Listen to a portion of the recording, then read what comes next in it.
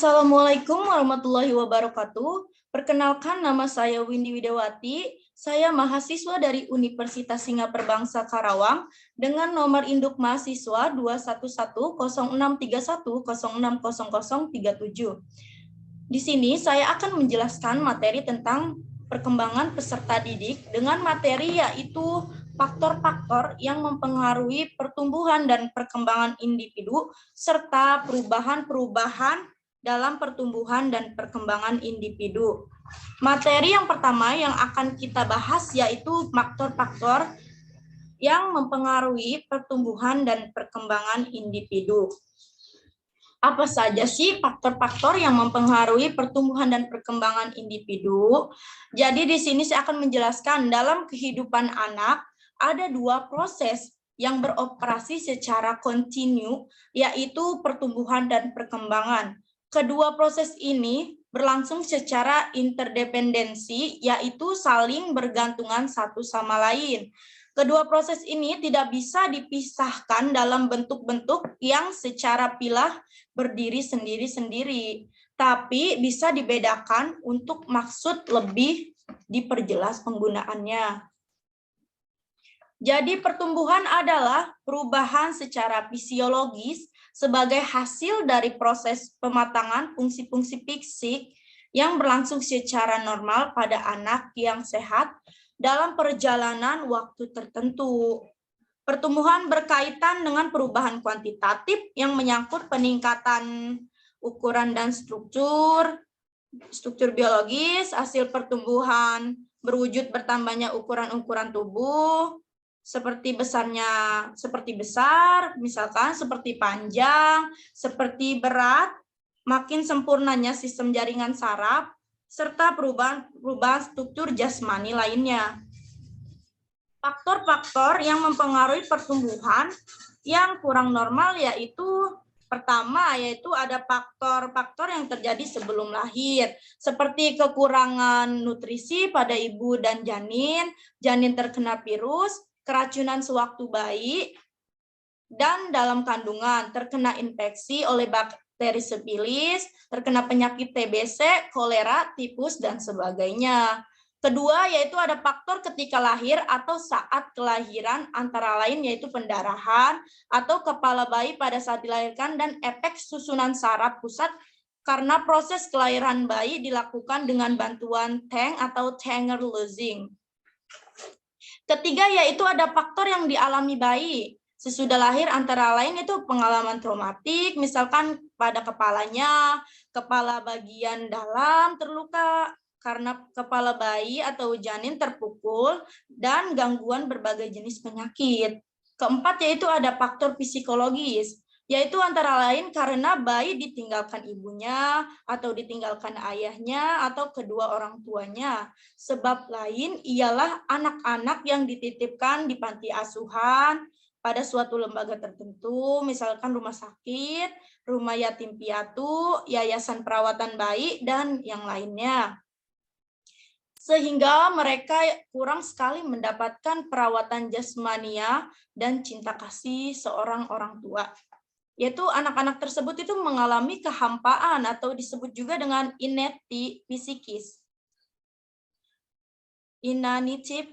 maksud saya, yaitu kering dari perasaan sehingga mengakibatkan kelambatan pertumbuhan pada semua fungsi jasmanianya. Yaitu pertumbuhan fisik memang mempengaruhi perkembangan psikologis, demikian juga sebaliknya faktor psikologis dapat mempengaruhi pertumbuhan fisik. Yaitu yang kedua itu ada perubahan-perubahan dalam pertumbuhan dan perkembangan. Materi kita yang kedua itu perubahan-perubahan dalam pertumbuhan dan perkembangan. Apa saja sih perubahan-perubahan yang terjadi selama di individu? Perubahan-perubahan meliputi beberapa aspek, yaitu baik fisik maupun psikis. Perubahan tersebut terdiri dari 4 kategori utama, yaitu perubahan dalam ukuran, perubahan dalam perbandingan, perubahan dalam mengganti hal-hal yang lama, dan mengganti untuk memperoleh hal-hal yang baru. Jadi pertama di sini akan kita bahas yaitu perubahan dalam ukuran. Misalkan di sini ada berat bayi ketika baru lahir, beratnya yaitu 3 kg dan setelah 6 bulan mencapai 8 sampai 9 kg atau bahkan lebih dari 8 atau sampai 9 kg. Yang kedua yaitu ada panjangnya. Misalkan bayi di sini baru lahir, panjangnya hanya 50 cm. Setelah 1 tahun kemudian berubah menjadi 60 cm. Itu merupakan perubahan dalam ukuran. Sedangkan kita masuk yang kedua yaitu perubahan dalam perbandingan. Apa saja sih perubahan dalam perbandingan dalam diri manusia itu? Di sini ada dari segi fisiknya, yaitu misalnya terjadi perbandingan antara besarnya kepala dan anggota badan. Yang kedua itu ada perbandingan antara yang tidak real, yang hayal, dan hal-hal yang rasional. Apa saja sih misalnya? Anak-anak masih banyak menghayal dan sedikit terdapat realita pada mereka, tapi semakin lama akan semakin berubah atau sebaliknya, yakni banyak realita dan sedikit hayal. Yang ketiga yang menginclude-nya adalah yang C-nya yaitu dalam perkembangan sosial terjadi perubahan dalam perbandingan. Misalnya dari diri anak bermain sendiri, bermain dengan saudaranya, selanjutnya bermain dengan anak-anak tetangga, kemudian bermain dengan lingkungan yang lebih luas, atau semacamnya misalkan. Yang ketiga itu ada perubahan untuk mengganti hal-hal yang lama. Apa saja sih yang mengganti hal-hal yang lama? Pertama itu pada bayi terdapat kelenjar buntu yang disebut dengan kelenjar thymus pada daerah dada yang sedikit demi sedikit mengalami atrofi atau penyusutan, yaitu dan penghilangan setelah dewasa. Yang B-nya adalah bahasa bayi yang kurang jelas. Lama-kelamaan akan semakin hilang dan diganti dengan perkataan yang lebih jelas. Dan yang terakhir itu ada perubahan untuk memperoleh hal-hal yang baru. Apa saja sih yang memperoleh hal yang baru itu? Yaitu pertama adalah ketika bayi lahir belum punya gigi, namun dalam berkembang terjadinya perubahan yaitu bertumbuhnya gigi pada bayi tersebut, anak secara bertahap. Yang keduanya yaitu ada menjelang usia remaja, tumbuh-tumbuh bulu ketiak, bulu di sekitar alat kelamin, tumbuh kumis pada laki-laki, dan sebelumnya tidak ada. Yang ketiga yaitu dari segi mental, akan bertambahnya perbendaharaan kata atau kekayaan bahasanya. Misalkan anak bisa menguasai bahasa Inggris atau bahasa lain di luar negeri. Keempat, yaitu ada berbagai pengetahuan dapat diperoleh terutama dari lingkungan pendidikan formal, misalkan sekolah, pengajian, dan semacamnya. Yaitu yang terakhir ada nilai dan norma moral akan terasa semakin meningkat. Ketika seseorang meranjak dewasa, maka sifat sopan santunnya akan tumbuh dengan sendirinya dan anak cenderung lebih sopan, serta bisa membedakan bahasa yang baik dan bahasa yang tidak baik. Terima kasih. Sekian penjelasan dari saya. Saya akhiri. Wassalamualaikum warahmatullahi wabarakatuh.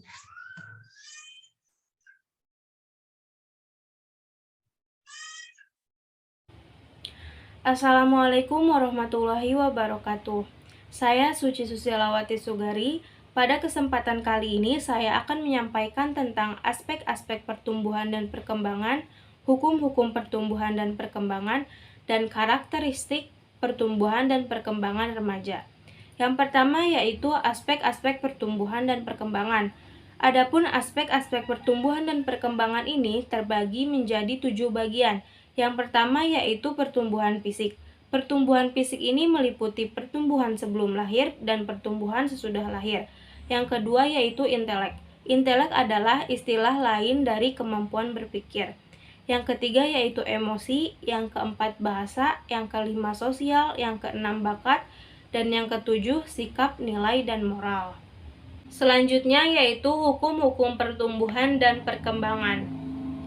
Adapun hukum-hukum pertumbuhan dan perkembangan terbagi menjadi 5 bagian. Yang pertama yaitu hukum Kephallo-Caudal. Hukum ini menyatakan bahwa pertumbuhan fisik berlangsung dari kepala ke arah kaki. Yang kedua yaitu hukum Proximo-Distal. Hukum ini menyatakan bahwa pertumbuhan fisik berpusat pada sumbu dan mengarah ke tepi. Yang ketiga yaitu pertumbuhan terjadi dari umum dan khusus. Pada setiap aspek terjadi pertumbuhan yang dimulai dari hal-hal yang umum lalu sedikit meningkat ke hal-hal yang khusus. Yang keempat, perkembangan berlangsung dalam tahapan-tahapan perkembangan. Dalam perkembangan terjadi pentahapan yang terbagi-bagi ke dalam masa-masa perkembangan. Pada setiap masa perkembangan terdapat ciri-ciri yang berbeda antara ciri-ciri perkembangan pada masa satu dengan ciri-ciri perkembangan pada masa lainnya. Yang kelima yaitu hukum tempo dan ritme perkembangan. Cepat atau lambatnya perkembangan tergantung pada pengalaman yang telah kita lalui. Jika kita berpengalaman kecelakaan atau memiliki trauma-trauma fisik, maka tempo dan ritme perkembangan akan melambat. Dan begitu pula sebaliknya, jika kita tidak berpengalaman kecelakaan atau tidak memiliki trauma-trauma fisik, maka tempo dan ritme perkembangan akan cepat. Selanjutnya yaitu karakteristik pertumbuhan dan perkembangan remaja. Istilah asing yang sering dipakai untuk menunjukkan makna remaja antara lain pubertiet, adolescentia, dan youth. Dalam bahasa Indonesia sendiri sering disebut pubertas atau remaja. Istilah puberty dalam bahasa Inggris dan pubertiet dalam bahasa Belanda berasal dari bahasa Latin yaitu pubertas yang berarti usia kedewasaan. Seorang remaja berada pada batas peralihan kehidupan anak dan dewasa. Tubuhnya kelihatan sudah dewasa, akan tetapi bila diperlakukan seperti orang dewasa, ia gagal menunjukkan kedewasaannya. Pada remaja sering terlihat adanya kegelisahan, pertentangan, ingin mencoba hal-hal yang belum pernah dicoba, keinginan menjelajah ke alam yang luas, menghayal, berfantasi, dan aktivitas berkelompok. Mungkin cukup sekian yang dapat saya sampaikan. Mohon maaf apabila ada kesalahan dan kekurangan.